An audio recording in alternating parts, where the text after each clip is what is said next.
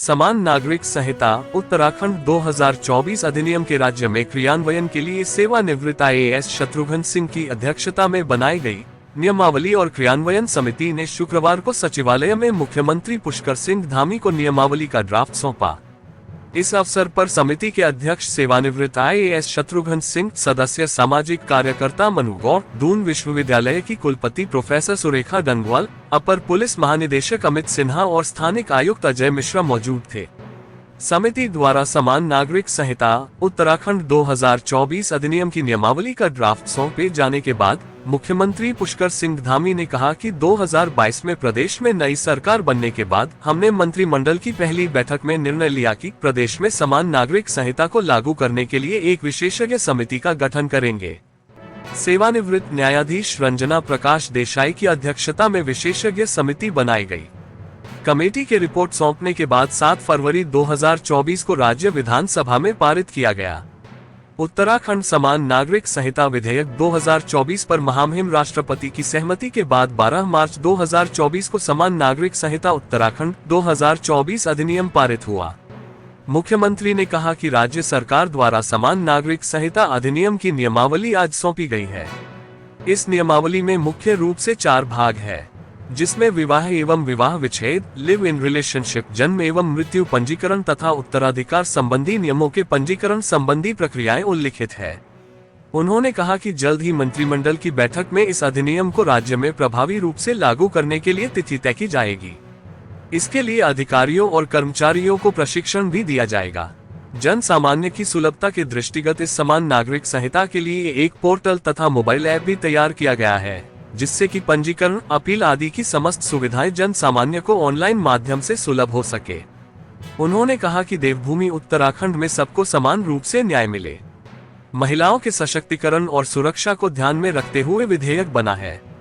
जल्द इस अधिनियम को धरातल पर उतारा जाएगा। आजादी के बाद उत्तराखंड देश का पहला राज्य बन जाएगा जिसे समान नागरिक संहिता लागू करने का गौरव प्राप्त होगा।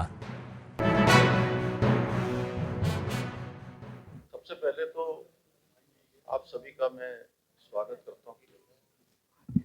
आप सब इतनी बड़ी संख्या में पधारे हैं और हर मौके पर और हर निर्णय पर, जब पहला निर्णय हमने पहली मंत्रिमंडल की बैठक में किया था उस समय भी, और मुझे याद है 12 फरवरी 2022 को उत्तराखंड विधानसभा के आम चुनाव से ठीक 2 दिन पहले मैंने अपनी पार्टी की तरफ से उत्तराखंड की देवतुल्य जनता के सामने ये प्रस्ताव और ये संकल्प हमारी पार्टी का प्रस्तुत किया था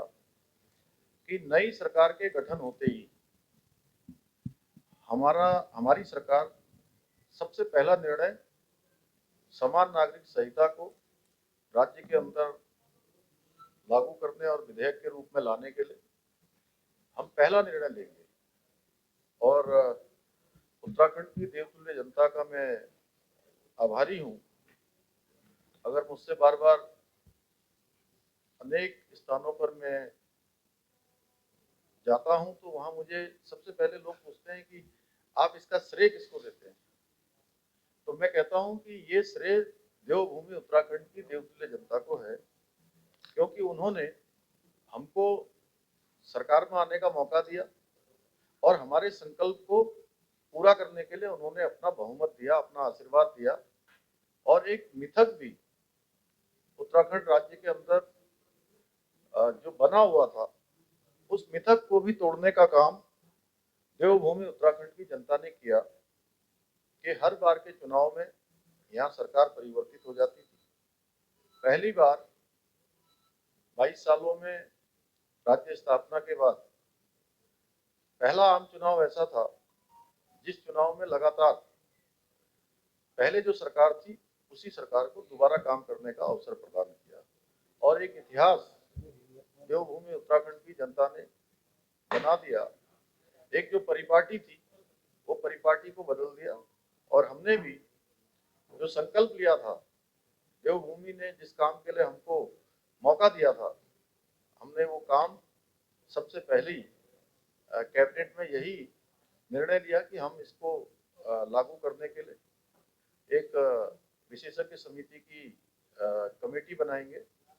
और सेवानिवृत्त न्यायाधीश रंजना प्रकाश देसाई जी की अध्यक्षता में हमने कमेटी बनाई थी। उस कमेटी ने हमको अपनी रिपोर्ट सौंपी और रिपोर्ट सौंपने के बाद 6 फरवरी को विधानसभा में ये प्रस्ताव प्रस्तुत किया गया। उस पर चर्चा हुई, पक्ष विपक्ष सभी लोगों ने उस पर भाग लिया और 7 फरवरी 2024 को यह विधेयक विधानसभा से पारित हो गया और उसके बाद माननीय राष्ट्रपति महोदय को उनकी सहमति के लिए इसको उनको प्रेषित किया गया, वहां भेजा गया और 12 मार्च 2024 को ये अधिनियम माननीय राष्ट्रपति महोदया की स्वीकृति के बाद पारित हो गया। और इसके बाद जो एक बड़ा काम था कि ये कैसे लागू होगा, इसकी नियमावली एवं इसके क्रियान्वयन के लिए, इसको बनाने के लिए श्री शत्रुघ्न सिंह जी, जो आप सभी लोग उनको जानते हैं, हमारे राज्य के मुख्य सचिव रहे हैं, वरिष्ठ IAS अधिकारी रहे हैं,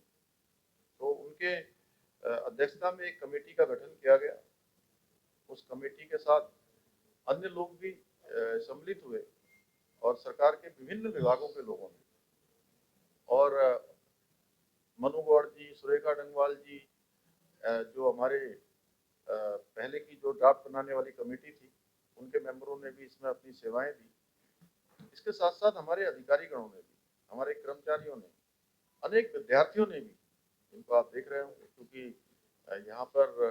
कुछ लोग आए थे और कुछ लोग नहीं आ पाए, तो इसको बनाने में रात दिन का प्रयास किया।